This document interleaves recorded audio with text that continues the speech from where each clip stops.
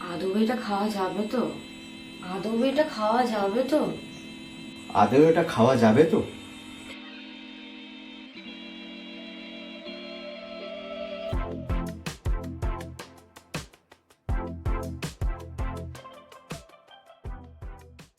Hello guys, welcome back to a new video. তোমরা জানো আমি ক্যাম্পিং ভালোবাসি, আর ক্যাম্পিং করতে গেলে অনেক সময় অনেক ধরনের প্রবলেমের সম্মুখীন হতে হয়।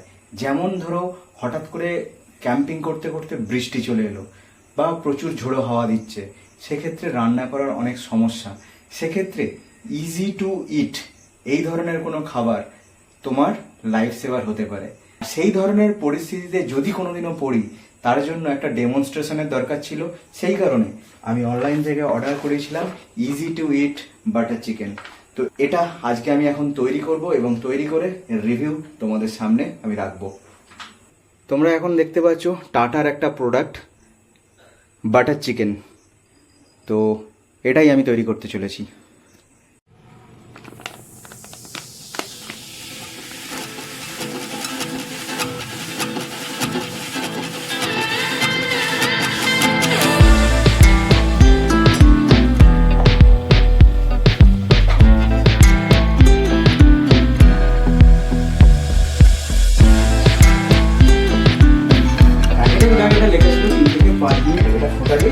এটা রেডি হয়ে যাবে।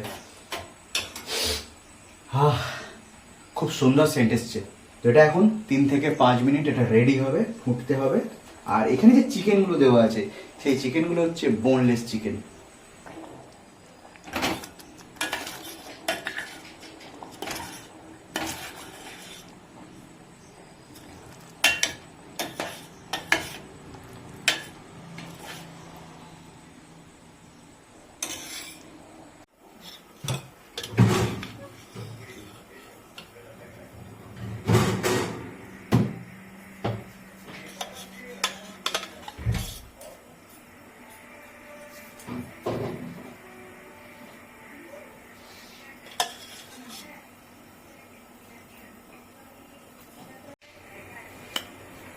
দারুণ, একদম ভালো লেগেছে, একদম ফাটাফাটি।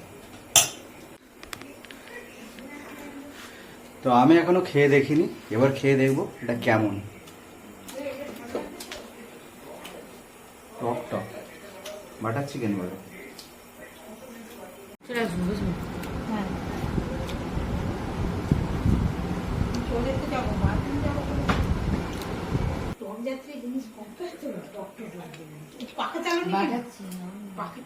তো খাওয়া দাওয়া কমপ্লিট করলাম।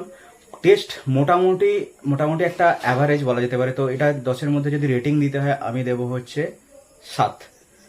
তো সেক্ষেত্রে এটার রেটিং 7 দেওয়ার কারণ হচ্ছে এটা অতটাও ফ্রেশ নয়, আর হেলথের জন্য খুব একটা এটা ভালো না। আর তাছাড়াও এটার মধ্যে একটা টক টক ভাব আছে, যেটা বাটার চিকেনে সম্ভবত থাকে না। বাটারের একটা ফ্লেভার আছে, সেটা পাওয়া যাচ্ছিল ভালো করে। তবু তো এটা যা ছিল তোমাদের সঙ্গে শেয়ার করলাম। এটা শুধুমাত্র এমার্জেন্সি বেসিসে ব্যবহার করবার জন্য, এটা রেগুলার বেসিসে ব্যবহার তোমরাও করবে না। এটা রেগুলার বেসিসে ব্যবহার করলে তোমাদের হেলথের ক্ষতি হতে পারে, যেহেতু এটা প্রিজারভেটিভ ফুড। আর আমি প্রিজারভেটিভ ফুড পছন্দ করি না, আমি বেশিরভাগ ন্যাচারাল ফুড কনজিউম করি। তো সেক্ষেত্রে তোমাদেরকেও বলবো এটা প্রিজারভেটিভ ফুড, সুতরাং এটাকে not recommended for regular use. এই ভিডিওটা খুবই ছোট রাখলাম। কেমন লাগলো ভিডিওটা কমেন্ট করে তোমরা জানিও। আর এই প্রোডাক্টের লিঙ্ক এই ভিডিওর ডেসক্রিপশন বক্সে তোমরা পেয়ে যাবে। দেখা হচ্ছে তোমাদের সঙ্গে পরের আরেকটা নতুন ইন্টারেস্টিং ভিডিওতে। ততদিনের জন্য বাই বাই।